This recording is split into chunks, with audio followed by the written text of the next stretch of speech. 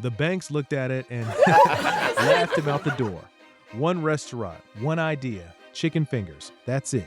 No burgers, no tacos, no breakfast. Just chicken fingers and a side of sauce. Everybody said it would fail. Today, that terrible idea does over $5 billion a year, and the man behind it is worth more than $11 billion. This is the story of Raising Cane's and how the dumbest restaurant concept in America became one of the most dominant chains on the planet. It starts in Baton Rouge, Louisiana, with a kid named Todd Graves. Graves had a vision that everyone around him thought was insane. While other entrepreneurs were dreaming up massive menus to please everybody, Graves wanted to do the exact opposite. He wanted to sell one thing, just one, and he wanted to do it better than anyone alive. So he wrote it up as a business plan for a class at LSU. The verdict? Lowest grade in the room. The professor basically said, nobody builds a restaurant around a single item. It can't work. Graves didn't care. He took that plan to the banks, looking for a loan to make it real. And one by one, they all said no. Too risky, too narrow, too crazy. Most people would have quit right there. Graves did the opposite.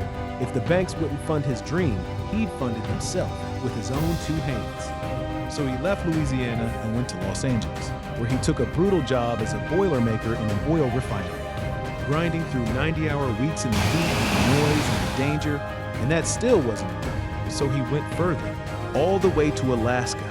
Picture this. Todd Graves camping out on the freezing tundra for a month, just waiting for a shot at a job.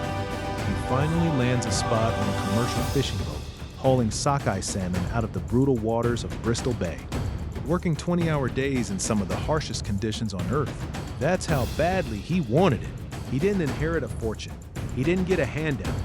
He bled for the startup capital, one freezing, exhausting day at a time. And the name? It wasn't some focus-grouped marketing invention. He named the entire company after his dog, a yellow Labrador named Raising Cane, the first one, the original mascot. On August 28, 1996, the doors finally opened in Baton Rouge. And here's the thing that made people stop laughing. It worked. It worked immediately. Because Graves understood something his professor never did. When you only make one thing, you can make it perfect. This is the genius of the business model. While competitors juggled 50 menu items, freezing half of them and microwaving the rest, Raising Cane's poured everything into the chicken finger. Fresh, never frozen, marinated, hand-battered, cooked to order. The fries, the slaw, the Texas toast, that secret cane sauce everyone's obsessed with. The whole menu fits on a sign the size of a postcard. That obsessive simplicity is a super weapon. The kitchen runs faster. The food comes out more consistent. The staff masters a handful of tasks instead of fumbling through 100. Costs drop, speed climbs, and quality goes through the roof.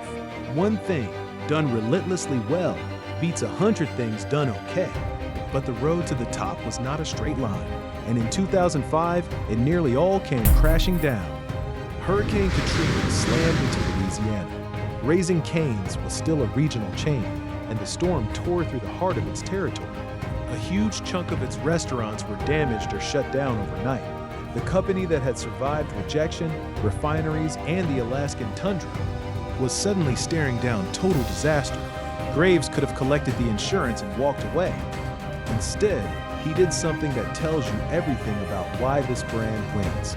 He kept paying his employees, even the ones whose restaurants were closed and couldn't make him a dime. He used the company's offices as a relief hub. He bet on his people when the easy move was to cut them loose. And the brand didn't just survive, it came back swinging.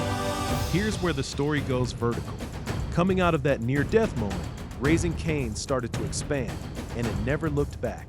From one store in Baton Rouge, it spread across Louisiana, across the South, across the entire country. Today, Raising Cane's has more than 1,000 restaurants. Revenue blew past $5 billion in 2024, a jump of more than 30% in a single year.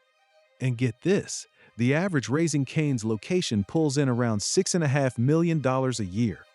To put that in perspective, that's the kind of number that makes the biggest names in fast food jealous. Most chains would kill for half of it. And then there's the part that really sets Todd Graves apart. He never sold out. He never franchised the company away to the highest bidder. To this day, Graves still owns somewhere around 90% of the entire business. The kid who couldn't get a bank loan now controls one of the most valuable private restaurant empires in the world, which is exactly how he became a self-made billionaire worth over $11 billion. Think about that arc. Lowest grade in the class, rejected by every bank, welding in a refinery, freezing on a fishing boat, nearly wiped out by a hurricane, and he came out the other side owning almost the whole thing. So what's the lesson here? Why did Raising Cane's win when smarter-sounding ideas died? Because Todd Graves refused to do what everyone told him to do. He didn't water down the idea to make the professor happy. He didn't add burgers to make the bankers comfortable. He took the one thing everyone said was his weakness, that tiny, ridiculous one-item menu, and turned it into the single greatest strength in the business.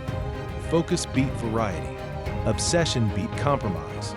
And a guy who named his company after his dog built an empire on a product his own teacher said could never sell.